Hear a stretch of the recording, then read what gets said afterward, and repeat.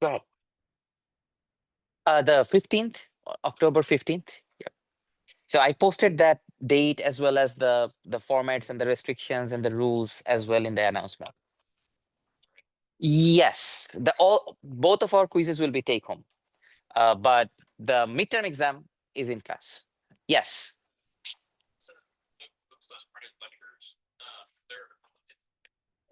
No, no. So what I meant to say is like you are allowed to take like bring the book or your lecture with you, but I don't want you to bring in a laptop or an iPad or something like that that has internet connection. If you know me or if you have, you probably haven't taken any other courses with me, of course. But typically my courses are open book, even open chat GPT. My quizzes are or exams are like this. Why?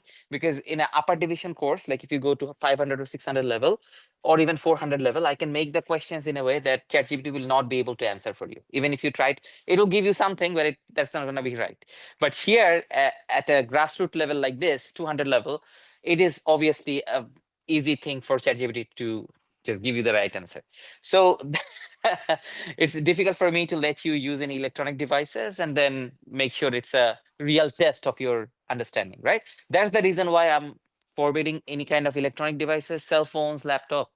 So that's why I asked you to, if you need to use the lecture sheets, you have to print them out and bring them in. There is no limit to what you can, how many you can. Yes.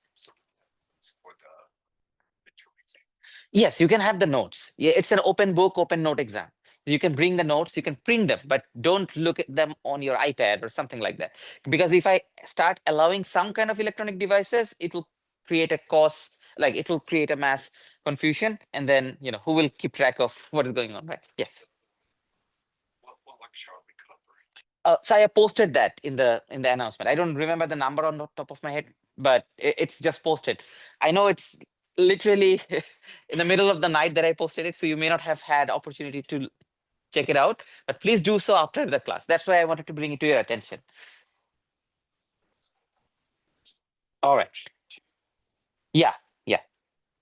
Right. So, any other questions?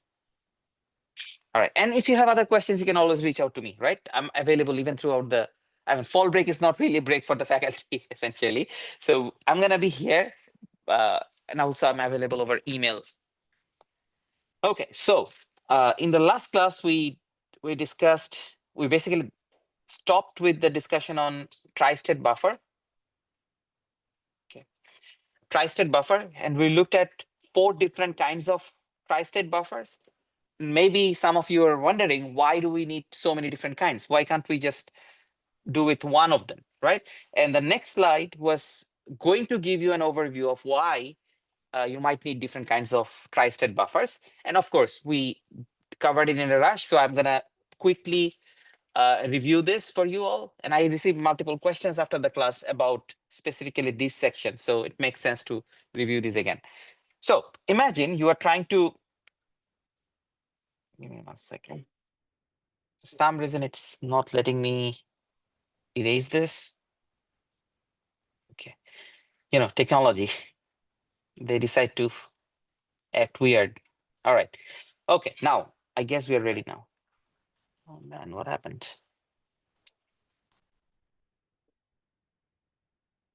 So I'm trying to select the erase option, but it's not letting me. Okay, now it's fine. Let's see if it still shows up here. All right, should be okay now. All right, we're good. So imagine you are trying to drive one common node, which for this example is if, with 2 tri-state buffers. So you are essentially selecting whether to send input A to the output or input C to the output using this select option, B and D. All right, that's what you're trying to do. Now, what this example shows you is that there is a scope to have mass confusion if you drive the same node with the exact same type of buffer, tri-state buffer. Okay, let's talk about it and let's see how that leads to confusion. Number one, let's imagine that you guys do remember the concept of this tri-state buffer, right? There is a select signal that chooses whether or not to send this input to the output. So for this particular combination, when your select is 0, you don't send the input. When your select is 1, you then send the input to the output. All right. Okay. If now imagine your select signal is 0. That means this guy is disconnected. But for the other one, the select signal is 1. So then you send the input to the output. But what is that input? If that input is 0, your output will be 0. If the input is 1, your output will be 1.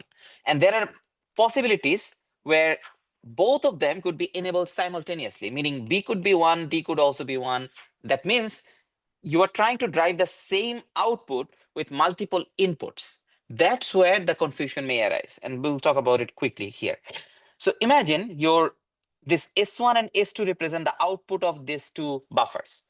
Imagine both of them have 0. So this is 0, this is also 0. So then there is no confusion. Your output can easily be in harmony. So it can be 0 quite easily. On the other hand, for example, if both of these are 1, your output could also be 1, as the coordinate suggests. Super simple. So we start with the simple one. Remember, there was a third. See, it's acting weird again. All right. There is a third kind of logical level for tri-state buffer. That's why the name tri-state. There are 3 states. It can be 0 or 1 or high impedance, right? The output could be in high impedance node where the input is completely disconnected. Okay, so imagine this guy was high impedance, meaning this buffer was disconnected essentially. So if this is high impedance, but the high impedance basically means it's floating. It's not going to do anything, right? So if the other node is 1 or the other node is 0, what will happen to the output? It will be driven by whatever has a definite value, whether 1 or 0. High impedance is basically out of the picture. So imagine if this guy has high impedance node, but the other has 0, your output is going to be 0. Or if the other has 1, your output is going to be 1. So it will follow whoever doesn't have a floating node. Floating nodes are like out of picture right away. But do you see my point here? So as long as one of them is floating, it's not a problem. The other one will drive the output. But what if both of these are floating? So both select signals are 0. In that case, Z and Z. So your output node will also be floating, which is fine. It's not a big deal because this high impedance node is basically a known. We can control it. We can account for it that this is a floating node. That's what a tri-state buffer is. It is considered to be a state of the buffer. The challenge occurs when, imagine both of these are activated and this guy is 0 and the other one is 1. So what if your inputs for this output differ or they don't agree? Or vice versa. For example, what if, let me change the color here. This combination occurs. One of them is 0 and the other one is 1. That's when you don't really know what to do because these two outputs will fight with each other. One of them will try to set the output to be 1 and the other one will try to set it to 0. So they will fight with each other. And the level could be anything between 0 and 1. Something in between, you don't know. And that depends on the strength of the buffer. These buffers could be of different sizes. Maybe this is double sized, this is quadruple sized. So then eventually the one with quadruple size will win, but it may not have full VDD because the other one will keep fighting. It's not going to give up on the fight. It will keep fighting. So it's not an ideal situation in a circuit design where you cannot predict. Are you still with me, folks? So I don't have any issue with this high impedance node because high impedance node is a valid state. I can account for it. But I have issues with wherever you see this, unknown points. Whenever they fight with each other, I have no idea what to do with this situation. So that leads to confusion. So when you try to drive the output with the same kind of buffer, there is a possibility that there will be situations where you have confusing output. Now, let's take a step back and use 2 different kinds of buffer. So this buffer has a bubble on top that represents it has an inverted select mode, meaning the regular buffer shows high impedance node when you have 0 in the select. But this buffer will show high impedance node for the opposite combination. So for high impedance node, you need to have 1. Are we clear on that? So it basically has an inverted select option. Okay, that means when you select, this is your select signal, common select signal between the two buffers. If your select signal is 0, then C is disconnected, but A goes to the output and there is no fight. On the other hand, if B is 1, then C is connected, but A will be disconnected. So C goes to the output and you have no fight. So essentially, this is exactly the same as a multiplexer, 2-to-1 multiplexer, as we saw before. But remember, buffers themselves are not multiplexer because I already mentioned that they have a mode called floating or high impedance that multiplexers don't offer. Okay, but by combining these two independent buffers in an intelligent way, you have converted them into a mux. Because no matter what, your output will never be floating. One of them will drive it. Do you see my point here? So this is just a very simple, easy example to show you why you might need multiple kinds of buffers. And there are 4 types, and they help us. They serve as building blocks to different components that you need. So that's why there are 4 kinds. Okay. So now let's move on to another example. This is new for today's class. Let's take a look at another example of how buffers are useful in practical chips, semiconductor chips. So this is a simplified diagram, but if you see the actual view, the hardware view of a computer chip, it has a lot of input-output pins. Okay, and most of these pins are bidirectional, meaning you could use them as input, so you can send signal inside the chip, or you can use them as output, so you can take out signals from the chip. Right? So there is a common path or common node or common output that could be selectively used by a path that is connected to the output or another path that is connected to the input. So if you need to reuse a component, you need to use a buffer to select and control the flow of information. And this is an example of a tri-state buffer. So you have an enable signal. When this is 0, this output is not connected to the input, it is floating. But the input, basically this acts as an input provider then. But then when you make it 1, this output gets connected to the input, and then basically it acts as an output pin. So that's how the bidirectional inputs work. And you'll see a lot of bidirectional IO, input output pins, in any kind of chips that you have. So that's why, if nothing else, these buffers are directly utilized in any kind of input output scenario. Do you have any chip without input output? No, then what is the purpose of the chip? So there is literally no circuit that doesn't need these buffers. So just see the impact, right? Simple component, but it is ubiquitous. It's everywhere. All right. So any question about it? It's a very simplified view. This is the IC, and this is one of the input pins. There are many input pins around the IC, and most of them are bidirectional. Not all of them, but many of them are bidirectional. And whenever you have a bidirectional node or input-output pin, you need a buffer. Okay.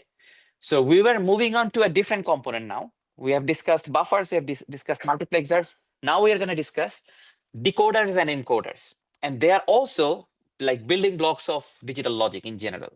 And I'll give you one example after I'm done with this discussion as to how ubiquitous these are. And without them, you cannot think of, honestly, any electronic device that you use.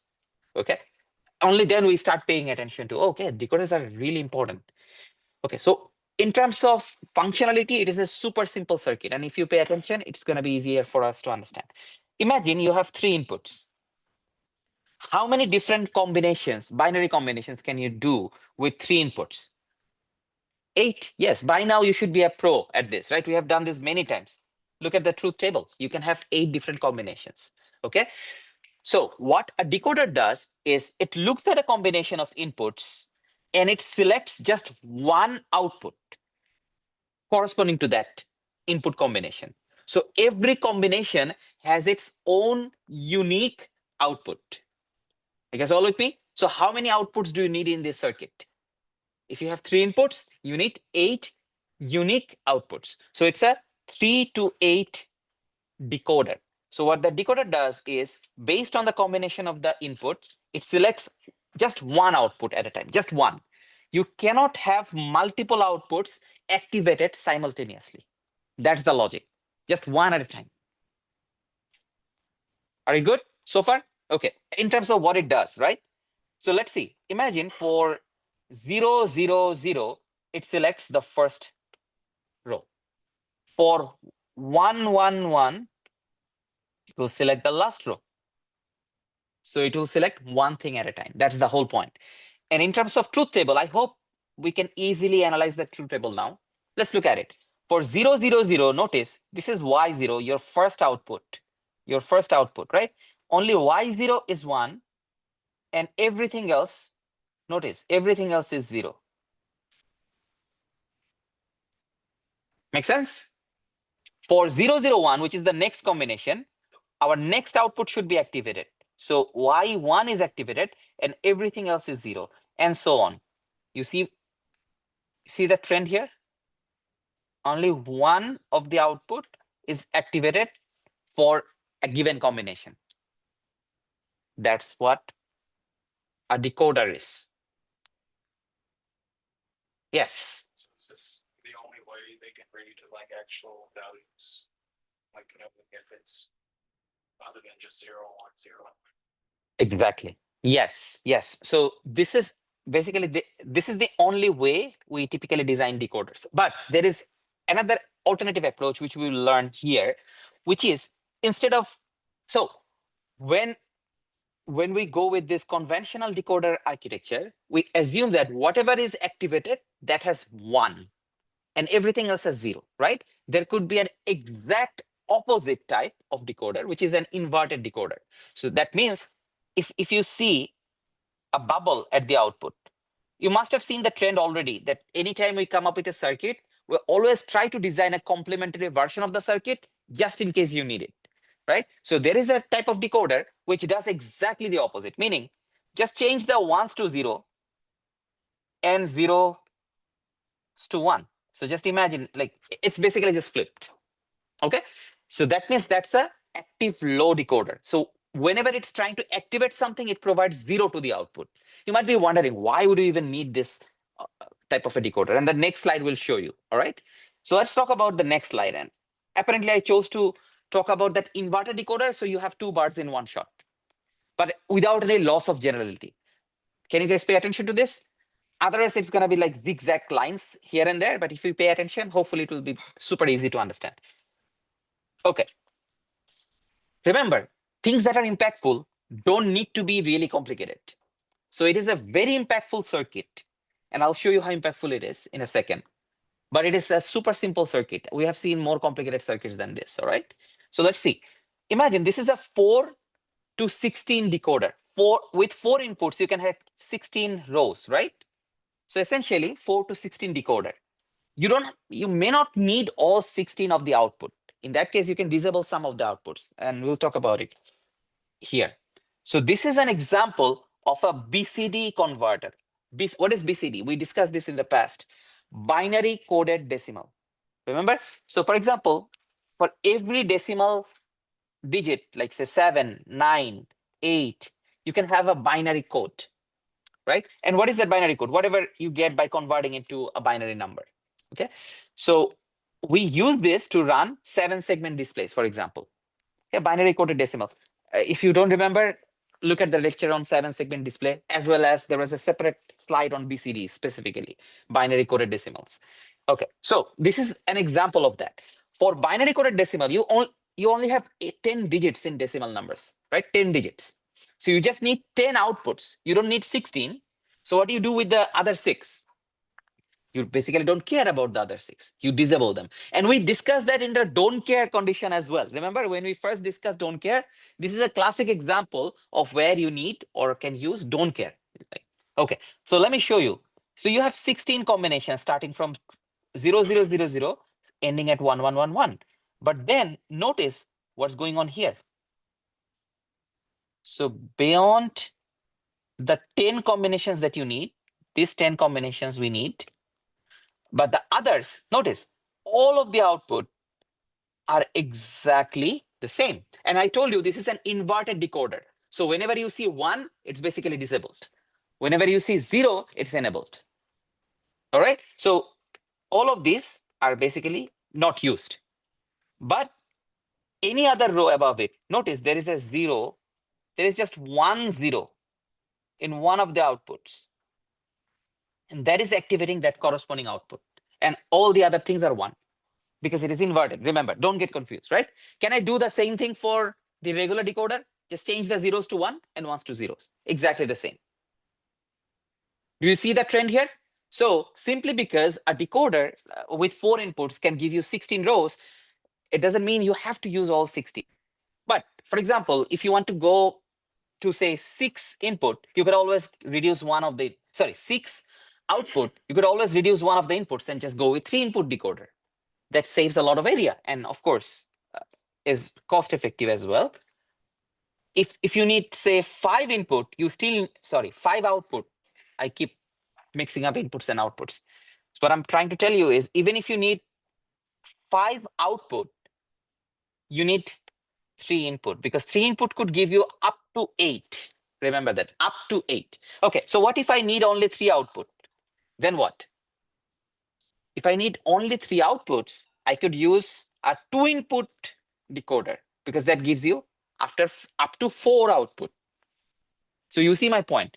You may have some unused outputs here and there, but even if you just need one more output, then what the combination could provide you, you have to increase the number of input, which is a waste, as you can see. So versus 8 versus 9 changes the input from 3 to 4. Simply because you need one more output, you have to go to a different system altogether. So that's the challenge. Remember that. So there is a, discrete jump from 2 to 3 to 4 to 5 inputs. Okay, now for this particular scenario, and that's why we don't have the others, we have up to 0 to 9 because it is a BCD, binary coded decimal. Let's take a look at what's going on here. So you have ABCD and you have an inverted version of ABCD as well. So you have A prime, B prime, C prime, D prime as well. So it's like you have rows of inputs and you have the complementary version available. And that is kind of like customary for most logic design approaches. Remember, we kind of create the true and complementary version of every signal on chip so that you can use them as required. So we just create them in case we need it. So that's customary. Okay, now take a look at one of the, what kind of gate is it? Is it an AND gate or an NAND gate, folks? NAND gate. How do you know? Because there is a bubble, right? We'll see. Okay, so it is being driven by, let's consider a combination where you have 0, 0, 0, 0, 0, 0, 0, 0, right? So we understand that according to the plan, the first output should be activated. If you have 0, 0, 0, first output should be activated. Remember that. And the others should be deactivated. So imagine when you have 0 here, which value is getting fed in this input? Can anybody tell me? I mean, I'm showing you here already. 1. Don't you think? Why? Because you have the inverted output going here. And how about the others? What is this? Let's follow along. I mean, I know it's complicated to look at, but if you follow along, it will make sense. So you have 1 here, and then let's follow this. What is that again? 1, 1, 1. Does that make sense? So if you follow the lines, and you'll see it will basically end at all 4 of them being 1. If you take an end of 4 ones, what will you get? Like 1, 1, 1, 1, and you take an end. What is the output? 1. But for NAND, it will be exactly the opposite. So it will be what? 0. You see that? So your output is going to be 0. And that's what you are going to get. The first one will have a 0 output and everything else will have 1. And you can check the others. They will have 1. So basically, we design them in a way using a complex interconnect distribution that At every output, you have just one of them activated and others are deactivated. You can check them out. Basically, just follow along any other random gate and follow the 4 lines that comes here.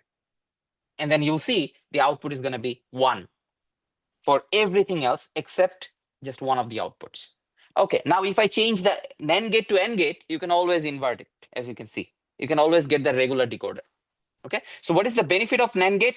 I hope by now you should be able to answer this.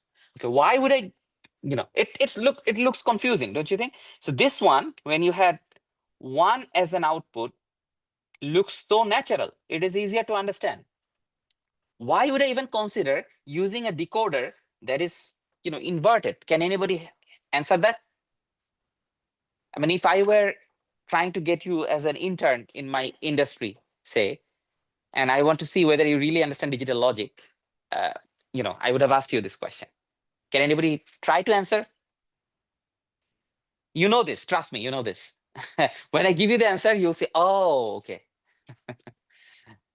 Yes. Repeat the question again, sorry. Yeah, of course, yes. The question was, why would I go through some additional design strategies to invert this, meaning whenever you activate, you have 0 at the output, and basically whenever you deactivate, you have 1. So why would I even consider this inverted format? What's so good about it? Yes, Stay with space. think about space. You're right, but how are we saving space here? Thank you. Yes. Don't forget the power of NAND gate. Did I tell you that NAND and NOR are readily available on chip? So the first thing that we design typically is NAND and NOR. And if you need an AND, what you have to do? You have to design a NAND and then an inverter on top of it to get to NAND, to get to AND. Just because of the way we design the chips. Right? If you come up with an alternative way, that may not be the case. But for CMOS logic based on transistors, that is the case. We readily get NAND and NOR. Remember, that's why I had a separate lecture about how to convert an AND OR network to NAND network or NOR network.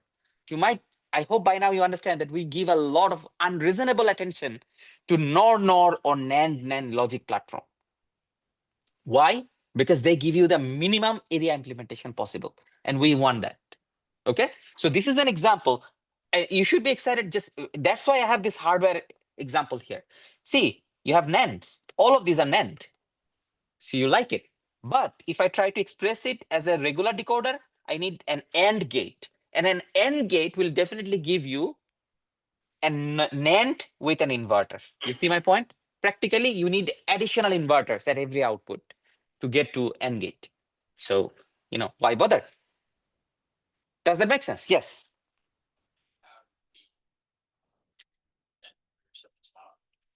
No, that's another question. Remember, this is kind of ubiquitous. Whether you need it or not, we always create true and complementary version of the same input.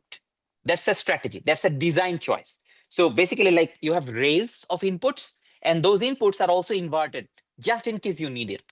Okay, because chances are maybe in one of the components you need A, B, C. In the other one, you need A prime, B, C.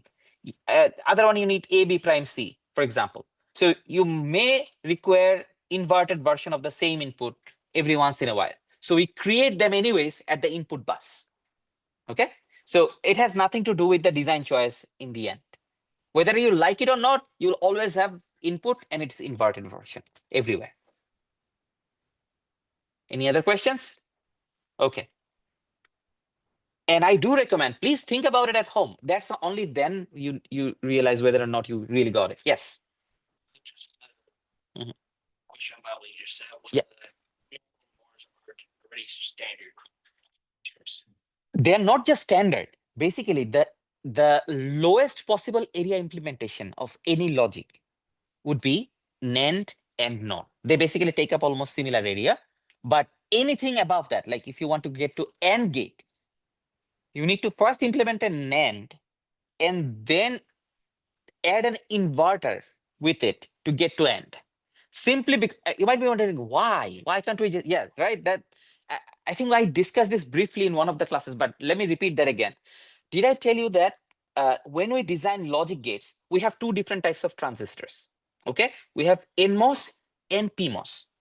So NMOS is connected to ground and PMOS is connected to VDD. That's how we typically design.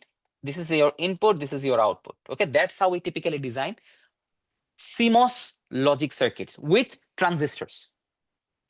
Are you still with me? Okay. Quick question, which I teach in 433. Why would I connect the NMOS to ground and PMOS to VDD? Can I flip them? Can I use NMOS with VDD and PMOS with ground? Okay. Short answer, you can in theory, in principle, but practically NMOSes don't work well with VDD and PMOSes don't work with ground. Are you hearing me? Okay. If that were the case, if I could flip them, then AND and OR would be our standard.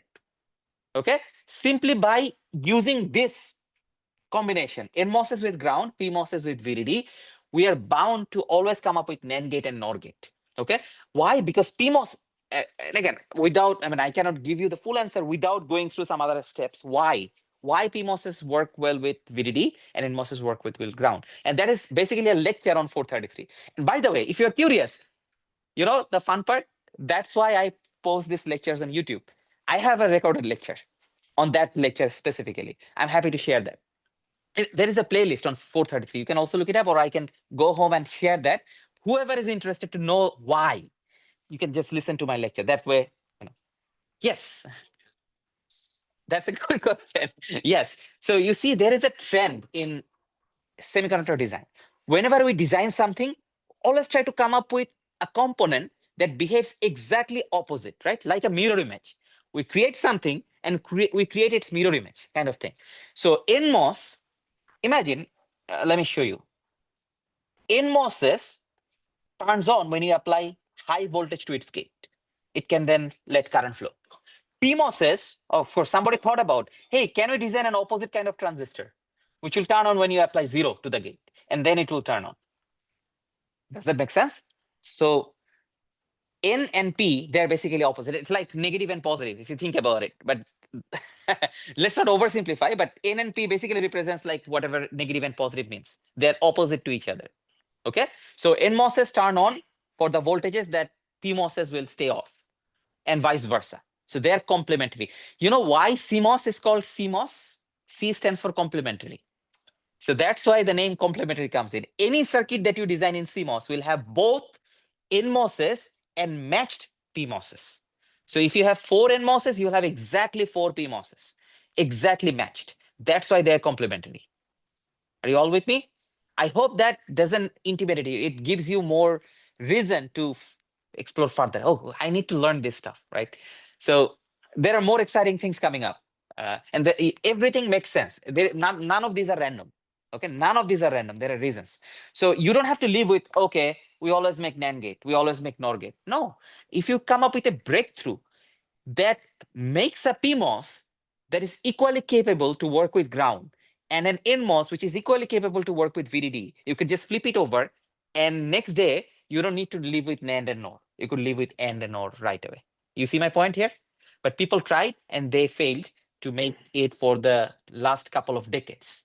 So it's not an easy thing to do, but you never know. People may discover new materials and that could lead to these wonderful changes. But are we all on the same page? Okay. The answer that I didn't give you, I just became superficial, was why NMOSes are good for just, ground, and PMOSes are good to work with high voltage like VDD, not vice versa. And I told you that I'll share a link of a recorded lecture without wasting time too much time. You're welcome to listen to it or not, or ignore it if you don't care at this point, because if you take 433, you will learn it anyways. Okay. So I will still share. So look forward to that announcement. All right, now let's see another example of the power of this decoder. Honestly, this is not the most important use case, but the most important use case is often not apparent at this level for students. That's why it's not mentioned in the textbook, but I'm gonna do that for you in a second. But let me just go through the textbook example first, right? So that you covered that. So did you notice that a decoder with 4 inputs can give you up to 16 output. And basically, it covers the truth table, doesn't it? It can cover the truth table. And you can choose to have one of the outputs activated at a time. Okay. So what it means is you can then selectively use basically a decoder to implement any random Boolean logic with that many inputs. Let that sink in for a second. So how many inputs do I have here? 4. How many outputs can I expect to get? Say 16, right? You don't have to leave with 9. This is basically the decoder that we used before, but you can go up to 16, say. But now imagine, have you seen this type of functional output before, folks? Did you see that? Did we represent a Boolean logic with this approach ever before? Or does it look, that means you should be worried about your midterm. So please review them, all right? What are this? M1, M2, M3, what do they mean? Min terms, right? What is M0, folks? 0, 0, 0. What is M1? 0, 0, 1. So M2 would be 0, 1, 0, and so on. So basically, they represent different rows of the truth table, if you remember properly, right? So essentially, what does this mean? Or. They basically represent OR. So where is the M1 coming from? M1 is coming from the second output. M2 is coming from the third output. M4 is coming from this output, right? The fifth output. Does that make sense? And then to implement the OR, you just need an OR gate. And I'll talk about, let's ignore the bubbles for now. Okay, ignore the bubbles for now. So can I live with the OR gate? Right? There is no bubble. Imagine there is no bubble. So you have outputs and you have an OR gate. So can you implement this function using this decoder only? Can I do that? Okay, so look at another function, M4, M7, M9.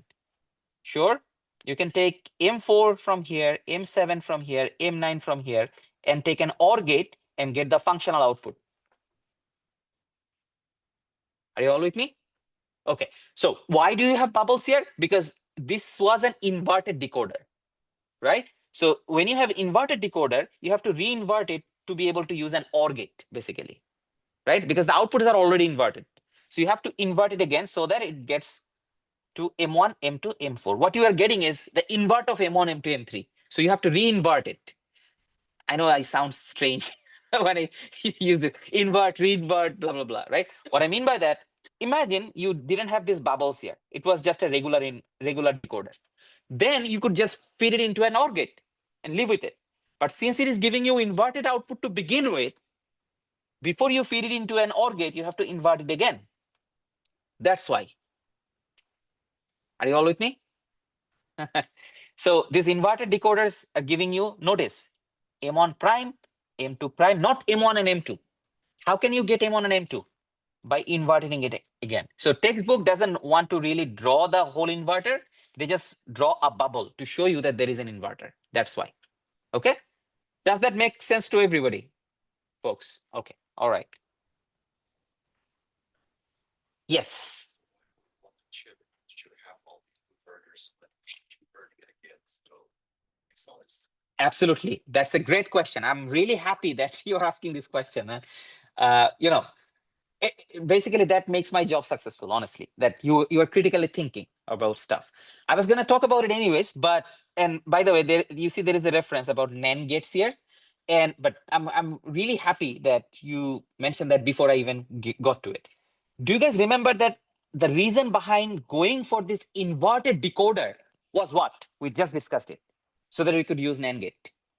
Okay, we could use NAND gate. But then you are asking me to use an OR gate again. That defeats the purpose, right? Anybody remembers, anybody sees anything strange or interesting here, folks? What is an OR gate with all the inputs inverted? What is that? An OR gate with all the inputs inverted, not output. Okay, let me go back here. If you have an OR gate with the output inverted, that is a NOR gate. Okay, but an OR gate with the inputs inverted, what is that? That is a NAND. So basically this thing is nothing but a NAND gate. So you have NAND gates everywhere. You see my point? So you don't have to actually use an inverter. You just change that gate to a NAND gate. So you have an all NAND platform. Make sense? So change this to an AND gate, change this to an AND gate. There you go. It's an AND gate everywhere. Okay. So I hope it makes sense. And it will make more sense if you think about it from scratch. Don't just take my word for it, because otherwise everything makes sense. And then when you go to the exam, nothing makes sense. Yes. What comes out of the decoders because we just made another AND gate. So Exactly. That's why, again, the take home message or the punchline was supposed to be the reason why we go to these great depths of inverting every output of the decoder is because so that we could use NAND gates in front instead of OR gate or AND gate. Does that make sense? Who works well with inverted output? NAND gate, right? I know it's not really the first thing that comes to our mind. We can think in terms of AND and OR. That's natural logic. But AND can be converted to NAND quite easily. If you start with AND, just invert it. That's it. I don't know if I make sense here. Okay, so another big point here is that a decoder could represent any kind of Boolean logic. Okay, so if you're working on a project, here is the direct example. You are working on a project, you bought a decoder from the parts store, and you go home and you think, oh, I need an OR gate, an AND gate, an NOR gate. Okay, so you order 5, 6 different types of ICs, but you didn't need that, did you? You could just use the decoder and use the decoder to implement different kind of ICs. You see my point here? You don't necessarily need to implement like 7, 8 different kinds of AND and OR or NAND and NOR gates together. Go ahead. Yes. do the sizes of gates vary in real life? They're big one at time. Absolutely. That's a great question. So, remember, logic gates can be of different sizes, but there is a strategy that we typically take. Say, for example, between 2-input NAND gate versus 4-input NAND gate, the size will be significantly different. It may not be double, honestly. It may not be double because we do some additional optimization. We reuse some internal components. You must have seen that there is a strategy of reusing things, right? So similarly, within the hardware, within the devices, we reuse different components. That's why 2 versus 4 inputs may not be double, but it will definitely be bigger, right? I don't know how much bigger, that depends on the technology and also who is making it. Is it Intel? Is it TSMC technology? Is it Samsung's technology? They all have their proprietary approaches of designing things, but they're going to be bigger. Now, when they design NAND gates, they typically don't make, say, NAND gates with different sizes. Typically, they keep it the same, more or less. So if you have a 4-input NAND gate, you have a specific size for the 4-input NAND gate. Now, if you need to drive more current, you then connect a buffer with it. Does that make sense? Buffer is not an inverter. Remember, did we talk about it? You can use different sizes of buffer after the NAND gate to drive multiple outputs if you need to, because there is no end to how many sizes you can make the NAND, essentially, right? So that will lead to confusion. Yeah, go ahead. Go to the store and buy some gates. Like how big would they be? Can you just go to buy some? Yeah, of course. Oh, that's a great. That's what you mean by that. So you must have heard from me that there are millions and billions of logic gates that are like tiny little things smaller than virus and bacteria. But that's not what you can buy off the shelf, actually, right? You get an Core i7 that has everything built in, but you cannot access these individual logic gates. Okay, you cannot access them. You have to use the entire thing at a time, and they don't let you know that level of granularity because then you can reverse engineer their design, right? So to for example, for a project that you're working on, you're just making a smart home or you're just making a system work, you have to have individual NAND gate, and you can just hold them in your finger, like this is how big they are. Right? That's a great question, actually, because never underestimate the power of questions. You know why? Notice, you go and buy a chip that looks like this, which has many legs, and they allow you to put it on a breadboard. They allow you to, use it in a PCB that you can visibly see and work with. You can solder it with your hands. That means it cannot be smaller than virus and bacteria, of course, right? But inside it, there is a tiny chip. The chip is actually much tiny than the actual package. So what you see here is a package. What it does, it connects these internal nodes with external package. Oftentimes these packages it's like you get an iPhone and you get a cover for it, right? So what you see outside is the cover for the chip. The chip is like tiny, small, and you can connect with internal wires. You don't see them. What you interact with is the external pads like this. You can connect them on a breadboard. You can, solder them, but the internal chip is much smaller, really, really small, but not as small as what you get in a Core i7, for example. Typically, they are implemented in older technology generation that were cheaper, of course. Why would you do that? Would you like to buy like a few $100 of an N gate? No. But if it is like $2, sure. So that's why older technologies typically become cheaper. And you don't need it. You just need to learn how they work, right? In practical life, you're not going to connect a million of logic gates. It will take you the entire room maybe to make a system work. But that's not how things work. But in terms of testing principles, working on projects like this is definitely doable. Does that make sense? Yes. Process that would make objects use that. So Yes, even absolutely, absolutely. There are classes like even 433, you make something. And again, let me get back to this because no, no, the reason is no, get back to the question. Because there was a time when we used to make the students submit these designs and they used to have their chips back. But during COVID, that changed. There was a service, free service that it was centralized in the US that used to do that for educational purposes. They used to let the students submit their design and they will make it for free. But they discontinued that. So we don't know moving forward how things will happen. Not just for us, any university in the US, like they have the same problem now. But I'm sure things are changing and people are coming up with new ways to do so. TSMC and other companies, they're offering educational program. So they might help us tape out chips again. But for the time being, over the last 2 years, there was no such activity. You design it and that's it. You don't make it eventually. That was the situation for the last 2 years. I don't know. Maybe next year things will change. That's why I told you. Let me get back to that thing. All right. So are we good so far? Okay, this is the last slide, and this is a very easy example. That's why I'm going to show you. Encoder is basically the opposite of decoder. The decoders had inputs and it created output. Encoders will have a bunch of output, and depending on which one, you create a combination. So basically, imagine Y0 is your input. So you create 0, 0, 0 at the output. That's all. So basically, exactly the opposite truth table versus what you had in the decoder. Does that make sense? And I have a question for you. I want you to figure that out. Instead of say, this is 8, this is 3. So 8, 3 decoder. It's fine. But there is an additional output, which is D. There is an additional output. I want you to find out why would you need an additional output for this inverter. Other than that, everything is exactly the same as the decoder that we just talked about, right? But you need an additional output. If you have like just one, even if you have 4 output, you need one more. You just need one more output than you'd ideally need for a decoder input. Okay, so I want you to find out and just go through this slide and try to see why you need an extra out, like basically output. Okay, and if you need a hint, you should just look at the first 2 rows. Just look at the first 2 rows and you can possibly understand. All right. And don't worry. After the break, I will quickly see whether you can answer me and then I will explain it myself. Okay. So it's an interesting kind of treasure hunt for you. All right. Thank you. Enjoy the break. Stay safe. I'll see you back next week. Yes. That's a good question.